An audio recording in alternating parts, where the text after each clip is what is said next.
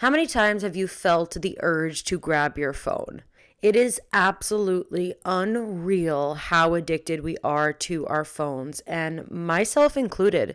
I am a victim of the doom scrolling, of getting caught in the social media loop, and that's exactly what I want to talk about today. We are all the victims to our phone, victims to social media.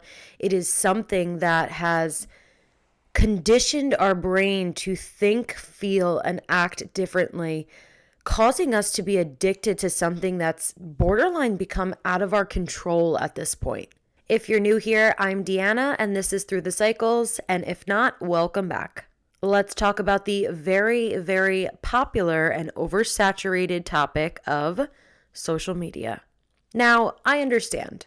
I'm sitting here right now, and where's this video going to go? It's going to go up on social media.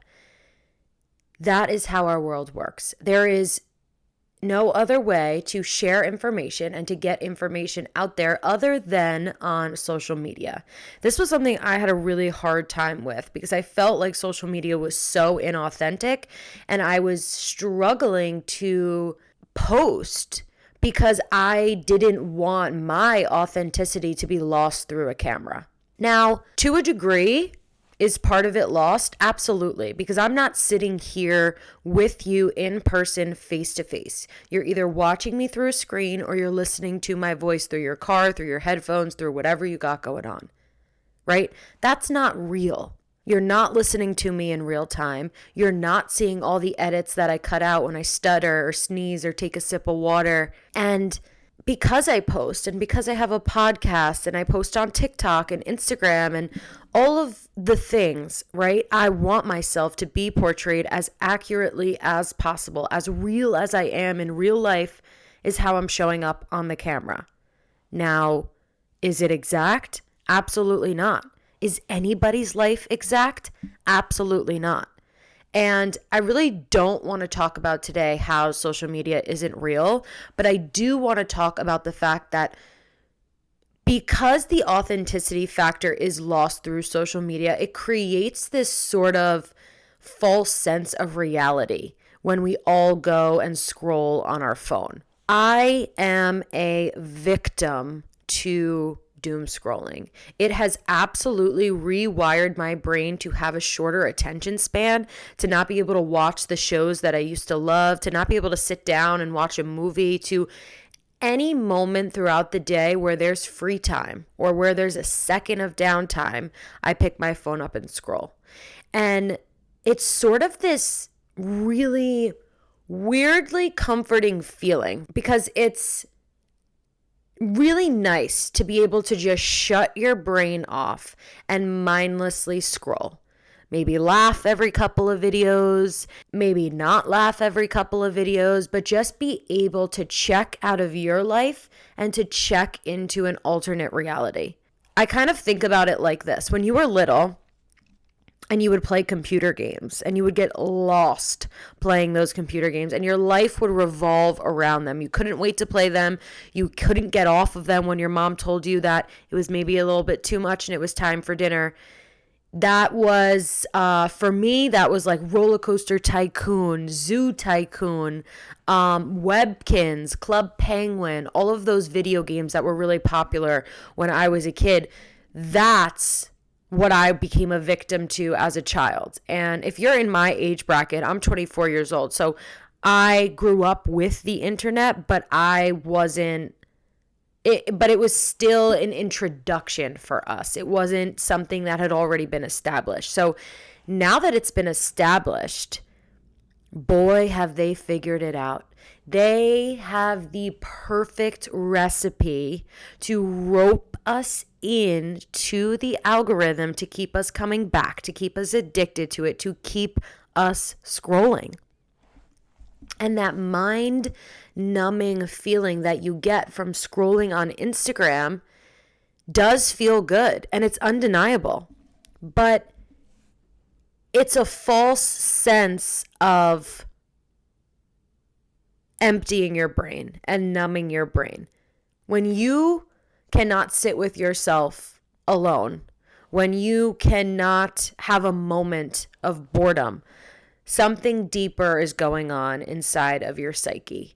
It is hard to sit with yourself and just be bored. It is hard to eat your breakfast in silence. But when you do, those moments absolutely create this beautiful relationship with yourself that we are all lacking. I'm lacking. I have to fight with myself literally every single day to not scroll on TikTok, to not scroll on Instagram. And I have my apps screen timed off. I get an hour and 30 minutes throughout the whole day to scroll. Throughout the day, if I want to do 10 minutes here and 20 minutes there, if I want to do a straight hour and a half, right? I have an hour and 30 minutes. Even with my screen time timer, I will continue to press 15 more minutes, 15 more minutes, 15 more minutes. It's a fucking drug. It is a drug. My New Year's resolution this year was not to scroll at nighttime, not to scroll before bed going to sleep, because it's really bad for your circadian rhythm, and it's really important for you to be able to shut off your brain naturally without relying on technology. And it's interesting because I feel that scrolling does help me shut off my brain. It does help me get sleepy, but it's a false sense of sleepy. It's a false sense of time for bed. I have just created that ritual for myself that, oh, it's nighttime, I'm going to scroll on TikTok. Oh, there's no good show to watch, I'm going to scroll on TikTok. So I am actively fighting with myself, telling myself, do not scroll. You don't need to scroll. Do not scroll. You don't need to scroll. And it's hard. I feel like what has really, really been helping me recently is not scrolling in the morning, specifically when I first wake up, trying not to scroll on my phone immediately. Things that help with that: reading a book in the morning, journaling in the morning, pulling tarot cards in the morning, anything else to sort of help wake me up and give me that dopamine that I'm craving from the scroll has been able to kind of counteract that. So reading is a really good tool for that, because, and I'm not talking like get up in the morning and read some self-help book. I mean, if that's your jam, that's your jam. However, for me in the morning, like, I don't really give a fuck to read about how to better my life, right? Like, it's hard for me to wake up in the morning. I'm like tired. I don't want to talk to anyone. I just kind of like want to let my brain and my body start to warm up. So for me, I like to read fiction books and stories and rom-coms, young adult books, something with some substance that's going to start to get my mind juices going, getting me warmed up for the day. So that definitely helps. At night, I feel like I haven't quite figured it out yet. I really haven't quite figured it out, because it's better. It's much, much better. However, I still feel the need to scroll before I go to bed. And it's funny because my brain, like, literally, it's so good at making excuses. My brain will literally say to myself, like, oh, just 10 minutes. You can just scroll for 10 minutes. And my self-control with it has gotten really fucking good compared to what it used to be, because I will just scroll for 10 minutes. I won't turn it into 20, into 30, into an hour. But I'm struggling to understand, not even to understand, I'm struggling to get to the point where I don't need that 10 minutes. I don't need 5 minutes. I don't need to be controlled by my phone. I am done being the victim to my phone. It feels honestly embarrassing to even admit, but the embarrassment isn't from being the only one who feels this way. Everybody is glued to that damn phone. It's scary to see in the world. It's scary to go to the gym and watch people scroll on TikTok in between their sets.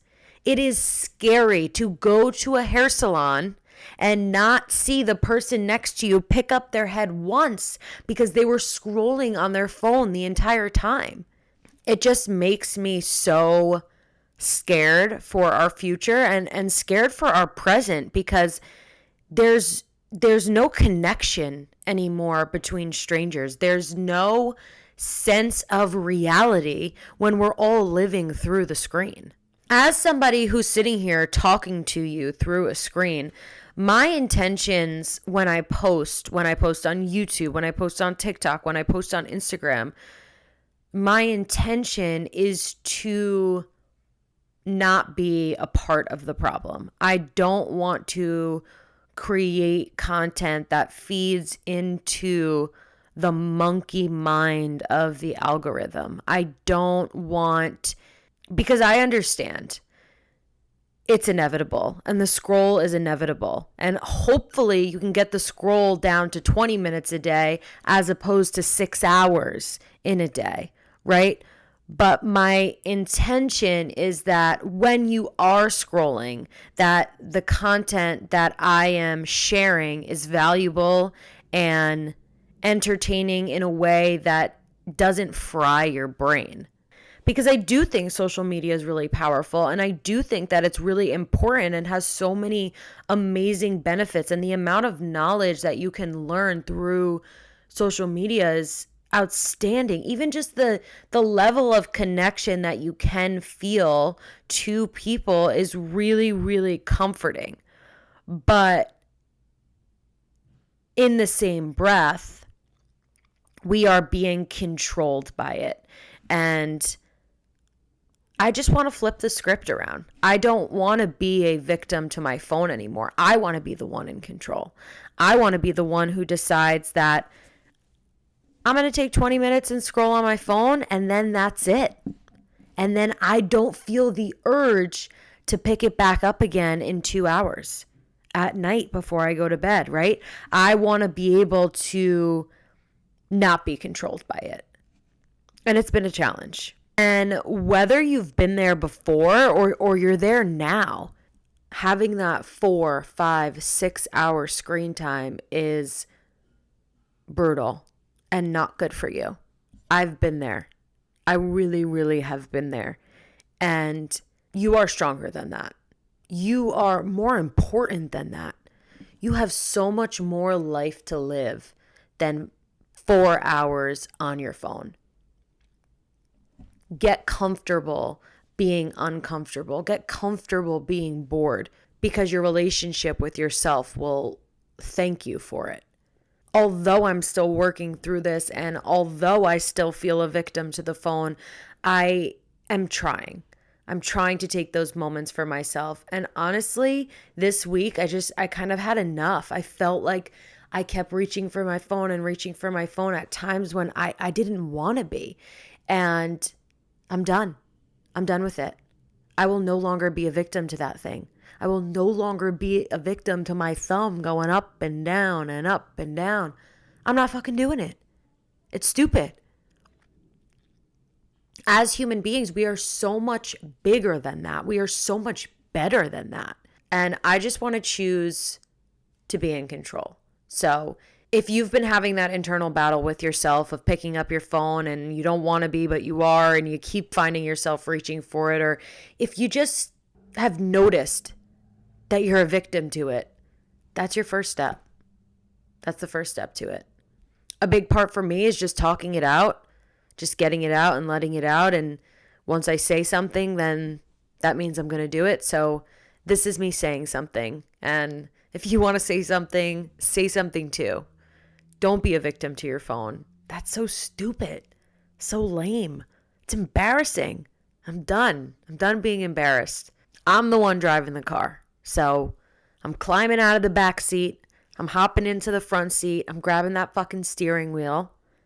And I'm driving the car. I think I'm going to call it for today. Thank you guys so much for listening. Maybe after this, shut your phone. Shut your laptop. Shut your TV. Take a second for yourself. I post weekly podcast episodes on YouTube and Spotify. As always, thank you guys so much for listening, and I will talk to you next week. Bye.